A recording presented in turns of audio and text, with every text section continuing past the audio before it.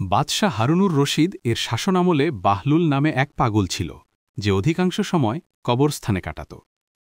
কবরস্থানে থাকা অবস্থায় একদিন বাদশাহ হারুনুর রশিদ তার পাশ দিয়ে যাচ্ছিলেন। বাদশাহ তাকে ডাক দিলেন, বাহলুল, ওহে পাগল, তোমার কি আর জ্ঞান ফিরবে না? বাহলুল বাদশার একথা শুনে নাচতে নাচতে গাছে ওপরে মগডালে চড়লেন এবং সেখান থেকে ডাক দিল, হারুন, ওই পাগল, তোর কি কোনোদিন জ্ঞান ফিরবে না? বাদশাহ হারুনুর রশিদ গাছের নিচে এসে বাহলুলকে বললেন, আমি পাগল নাকি তুমি, যে সারাদিন কবরস্থানে বসে থাকে? বাহলুল বলল, আমিই বুদ্ধিমান। বাদশাহ জানতে চাইল, কিভাবে? বাহলুল রাজপ্রাসাদের দিকে ইঙ্গিত দিয়ে বললেন, আমি জানি রঙিলা দালান ক্ষণিকের আবাসস্থল এবং এইটি কবরস্থান, স্থায়ী নিবাস। এজন্য আমি মরার পূর্বেই এখানে বসবাস শুরু করেছি।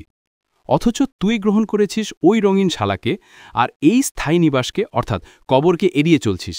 রাজপ্রাসাদ থেকে এখানে আসাকে অপছন্দ করছিস, যদিও তুই জানিস এটাই তোর শেষ গন্তব্য। এবার বল, আমাদের মধ্যে কে পাগল?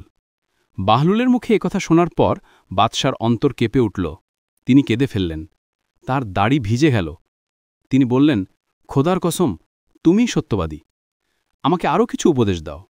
বাহলুল বলল, তোমার উপদেশের জন্য আল্লাহর কিতাবই যথেষ্ট। তাকে যথার্থভাবে আঁকড়ে ধরো। বাদশা বলল, তোমার কোনো কিছুর অভাব থাকলে আমাকে বলো, আমি তা পূরণ করব। বাহলুল, হ্যাঁ, আমার ৩টি অভাব আছে। এগুলো যদি তুমি পূরণ করতে পারো তবে সারা জীবন তোমার কৃতজ্ঞতা স্বীকার করব। বাদশা, তুমি নিঃসংকোচে চাইতে পারো। বাহলুল, মরণের সময় হলে আমার আয়ু বৃদ্ধি করতে হবে। বাদশা, আমার পক্ষে সম্ভব নয়। বাহলুল, আমাকে মৃত্যুর ফেরেশতা থেকে রক্ষা করতে হবে। বাদশা, আমার পক্ষে সম্ভব নয়। বাহলুল, আমাকে জান্নাতে স্থান করে দিতে হবে এবং জাহান্নাম থেকে আমাকে দূরে রাখতে হবে। বাদশা, আমার পক্ষে সম্ভব নয়।